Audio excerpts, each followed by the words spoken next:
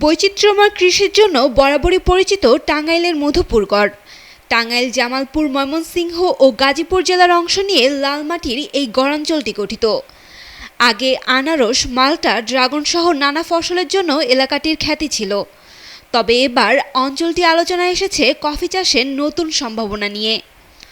বলা হচ্ছে এখানকার ভূপ্রকৃতি, অনুকূল আবহাওয়া ও উর্বর মাটি কফি চাষের জন্য বিশেষভাবে উপযোগী।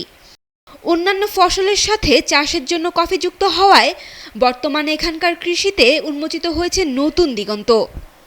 2021 সালে কৃষি বিভাগের একটি প্রকল্পের আওতায় 53 জন চাষি 11 হেক্টর জমিতে কফি চাষ শুরু করেন।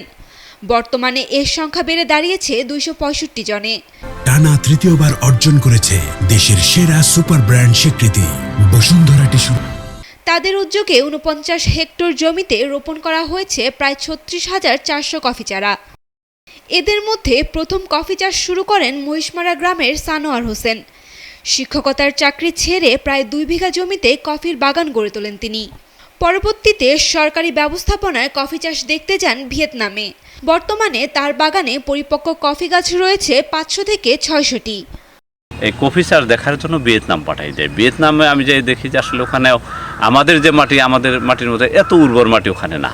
তারপর তাদের ভালো কফি হচ্ছে। কেন কফি হচ্ছে তাদেরটা? ওরা কফিটা নিয়ে রিসার্চ করে, টেকনোলজিতে ওরা এগিয়ে না, যার জন্য ওদের কফিটা অনেকটা ভালো হয়েছে। আমি বিভিন্ন জায়গায় পরীক্ষা করে দেখা যায় যে আমাদের মধুপুরে যে কফিটা উৎপন্ন হয়, কফিটা বিশ্বের অন্যান্য দেশের তুলনায় অনেক বেশি ক্যাফেইন সমৃদ্ধ। এবং এটা অ্যারাবিকা ও রোবাস্টা, এই দুই জাতের কফি বেশি চাষ করছেন এখানকার কৃষকরা। এর মধ্যে বিশেষ করে রোবাস্টা জাতটি বাংলাদেশের আবহাওয়ায় বেশি উপযোগী। গ্রিন কফি 1500 আর প্রসেসিং করা কফি 2500 টাকায় বিক্রি করছে স্থানীয় কফি চাষিরা। হেক্টর প্রতি 750 থেকে 1000 কেজি ফসলের সম্ভাবনা থাকায় কফি চাষে আরও আগ্রহী হয়ে উঠছেন তারা।